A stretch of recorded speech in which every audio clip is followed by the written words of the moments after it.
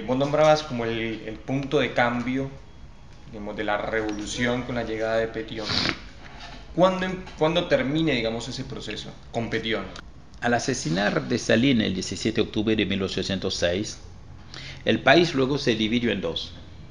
El reino del norte bajo el dominio de Christophe y el oeste sur bajo el dominio de la república dominado por Pétion. Esta división contribuyó también al debilitamiento de la formación de la sociedad haitiana en todos los sentidos. A la muerte de Pétion y al suicidio de Christophe se vuelve a unificar bajo el liderazgo de Boyer, que es otro mulato, entre comillas, que duró más de 25 años, casi 25 años en el poder. Y yo te podría decir que es el primer presidente o es el más nefasto que tuvo Haití. Es el que aceptó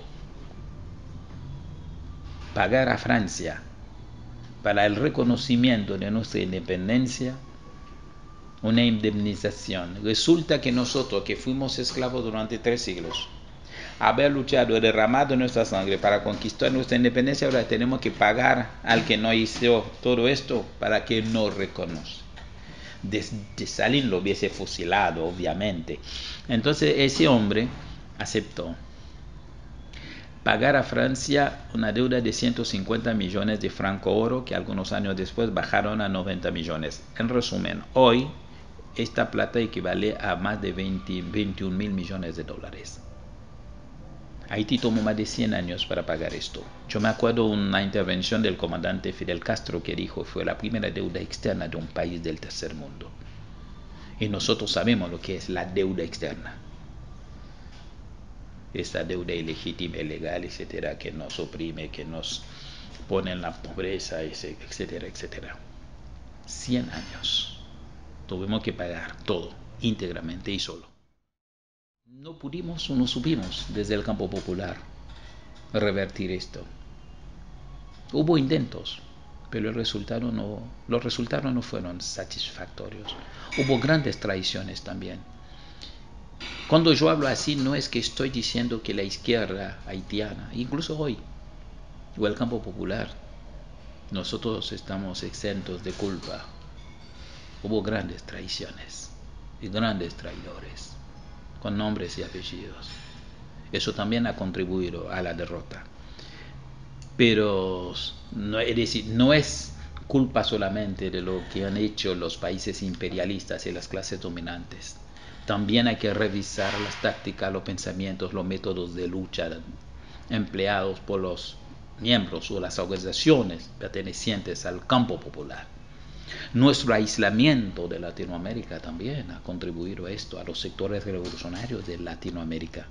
Porque no es solamente un problema de que hay una barrera idiomática. Es cierto, nosotros hablamos creole, hablamos francés y el resto de América Latina generalmente habla castellano, habla español, pero no es solamente por eso. Hay planteos políticos, hay ideas que hace falta revisar y cambiar. Hasta llegar a 1915. ¿Qué es 1915? 1915 representa el año donde los norteamericanos intervinieron y ocupan militarmente Haití, hasta 1934. Para nosotros, 1915 y 1934 significa transformar Haití en una perfecta neocolonia de los Estados Unidos. Imponer estructuras al servicio de los intereses del imperialismo y no del pueblo de Haití. Anteriormente, en 1914, un comando militar norteamericano entró en el Banco Central, sacó nuestra reserva de oro, si ustedes se acuerdan, hasta el año 74, para que un país pudiera emitir moneda, tenía que tener respaldo en oro. Bueno, ellos sacaron nuestra reserva diciendo que había lío en ese país, lo van a proteger, entonces los llevan a Estados Unidos, a Fort Knox, creo, para guardarlo para nosotros. Si han devuelto, es hoy que todavía no he leído la noticia, desde 1914. Cuando ocuparon el país en el 1574, las aduanas las administraban ellos. Los impuestos que pagamos en la DGI también lo administraban ellos. Es decir, transformaron, Haití producía y produce caña de azúcar. La principal compañía que administraba todo eso se llamaba Haitian American Sugar Company, y eso suena a inglés, creo, y nosotros hablamos francés, creol. Haití también tenía bauxita. La compañía que explotaba eso se llamaba Serbian Company. Entonces, uno se pregunta, ¿por qué esta pobreza inmensa en Haití? Que tiene raíces históricas. Y hay que ver esto dentro del marco de las relaciones centro-periferia. El rol que ellos asignaron a Haití en la División Internacional del Trabajo no es un problema que está en nuestro ADN para que seamos pobres. O por qué en Haití hay 70% de la población activa sin trabajo. Eso se debe al sistema social impuesto. Y no se puede culpar a las masas de esto, porque si uno revisa la historia se va a ver. Cuando cada vez, incluso hasta cuando socialdemócratas o populistas como Aristide llegan al poder por vía electoral, que la vía electoral es consagrada como vía, qué sé yo, sagrada para ser un país democrático. En el año 90 Aristide ganó las elecciones de manera aplastante, fue un plebiscito, 67% de los votantes, 67,7%, votaron a favor de Aristide. Asumió el 7 de febrero de 1991, sin embargo, 7 meses después le dan un golpe de Estado, donde ahí está la mano de la CIA, la embajada norteamericana, el ejército haitiano y las clases dominantes haitianas. Entonces, ¿qué me vengan a decir? En 7 meses nos dejaron miles de muertos. Aristide traicionó, cambió y negoció con Clinton y volvió luego de una ocupación militar norteamericana en 1994. Entonces, no nos cayó del cielo esto. Entonces, cada uno que se haga cargo de su responsabilidad en esto. La historia de Haití te marca, está así, está en nuestro ADN. No es, incluso hasta dentro de lo que podría llamarse la clase media haitiana. Y ciertos sectores, incluso de las clases dominantes. La soberanía del país, la independencia, que sea formal, la necesitan, esta independencia. Entonces, hubo una especie de oposición real. Además, ellos entendían que al transformar Haití en una perfecta neocolonia de ellos, era mejor no pagar el costo dejando su gente ahí, porque cada mañana se levantaban y encontraban un militar yanqui con un cuchillo en la espalda, en el cuello, etc. Bueno, era un desgaste. Había que retirarse y había que dar la imagen también al mundo.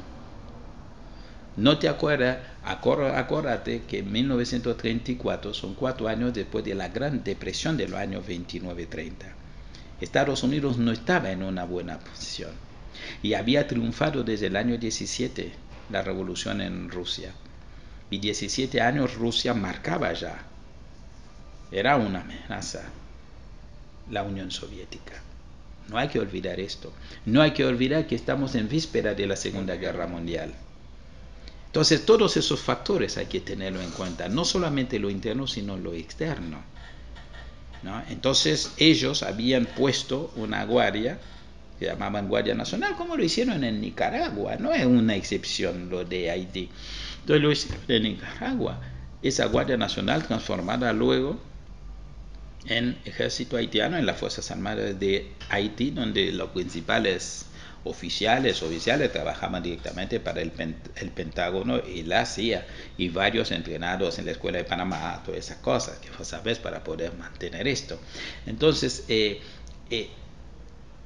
había que dominar Haití, pero con esos vasallos adentro, al servicio de ellos, dispuestos a reprimir a sangre y fuego cualquier protesta popular.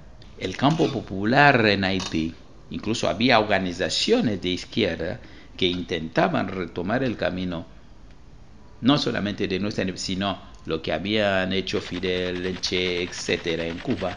Hubo guerrillas ahí también. Entonces dieron todo el apoyo a Duvalier.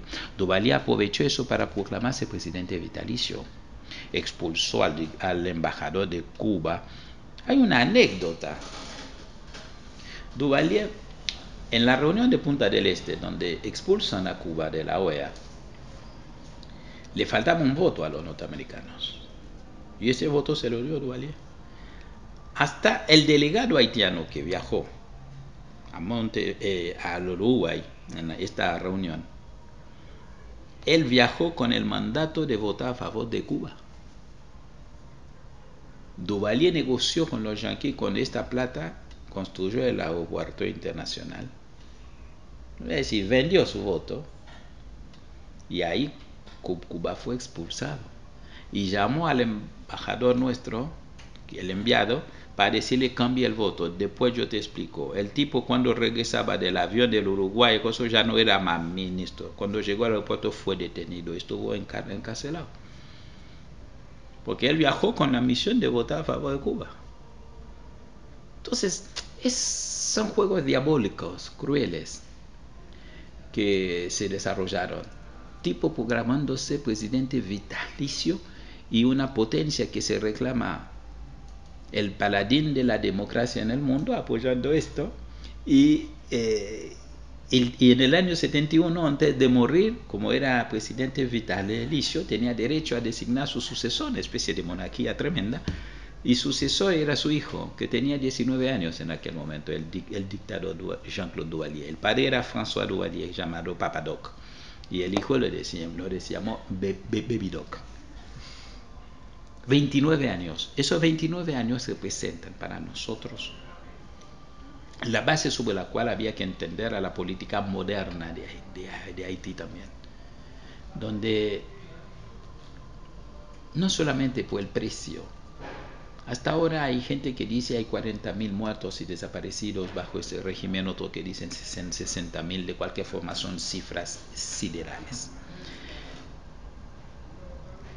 Sobre todo bajo el régimen de su hijo, el dictador Jean-Claude, Haití aplicó a mansalva, diría yo, las medidas neoliberales. Entonces, en la División Internacional del Trabajo, para ir a tu pregunta, Haití cumple el rol de país productor de mano de obra súper barata. Entonces colocan enclaves, colocan zonas francas, donde pagan a los obreros y a las obreras haitianas miseria, incapaces de reproducir hasta su propia fuerza de trabajo. Por eso que nosotros hablamos de un capitalismo raquítico.